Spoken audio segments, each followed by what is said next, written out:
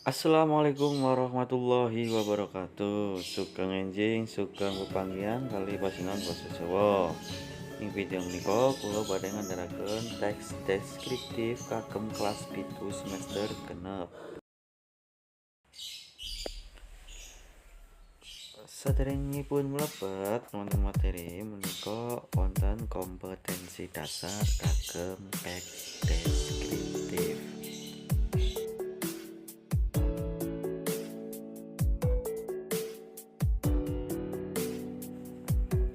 Mangerteni teks deskriptif. Teks deskriptif yaiku teks kang nggambarake sawijining objek, panggonan utawa prastawa tartemtu marang pamaca kanthi gamblang lan rinci, sehingga pamaca kaya-kaya bisa nyawang lan ngrasake dhewe apa kang diandharake dening penulis.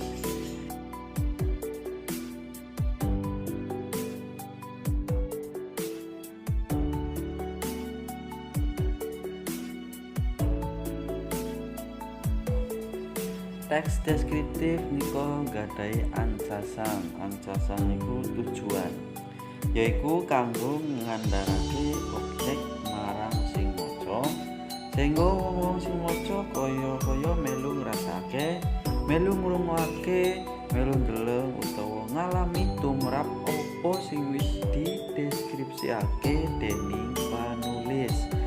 Menika ancasan utawa tujuane teks deskriptif kagem para pamaca.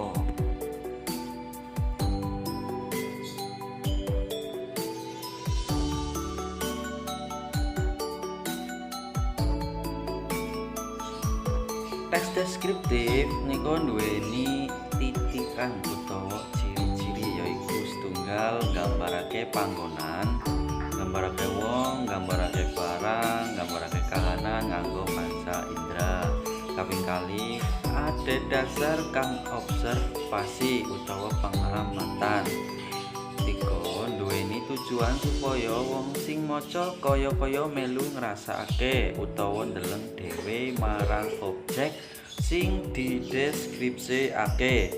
Sekawan, nduweni imajinasi utawa penggambaran. Gangsal, objek kang digambarake kanthi gamblang lan jelas utawa rinci. Struktur teks deskriptif. Setunggal, identifikasi yaiku perangan utawa bagian sing nerangake titikan, nerangake barang, nerangake tondo lan sapanunggalane. Kaping kalih, klasifikasi utawa definisi yaiku perangan sing manut jenis utawa kelompoke. Kaping 3, deskripsi bagian. Deskripsi bagian yaiku perangan sing nerangake gegambaran sing luwih rinci. Tiga-tigane niku struktur teks deskriptif.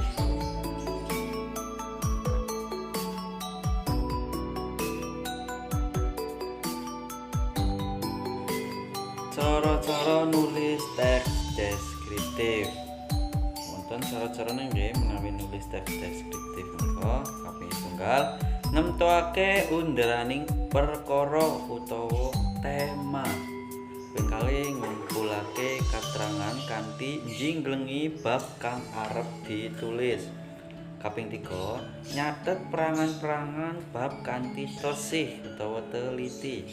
Kaping sekawan, nulis kasil njinglengi mau kanthi urut, cetha, urip lan nggunakake tembung-tembung kang trep. Ingkang pungkasan menika neliti lan benerake ukara supaya dadi karangan sing becik. Menika cara-cara para siswa anggenipun ajeng nulis teks deskriptif.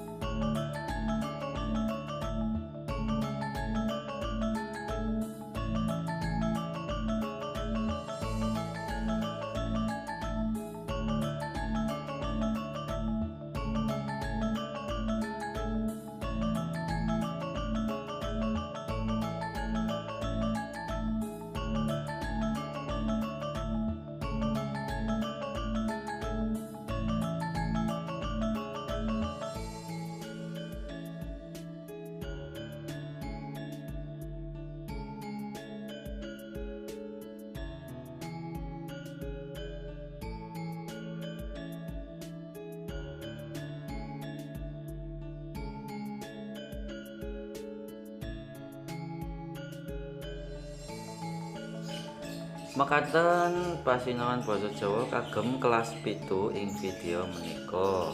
Ampun supe para siswa dipun serat wonten buku nggih disinaoni wonten griya. Kula pungkasi wabillahi taufiq wal hidayah. Wassalamualaikum warahmatullahi wabarakatuh.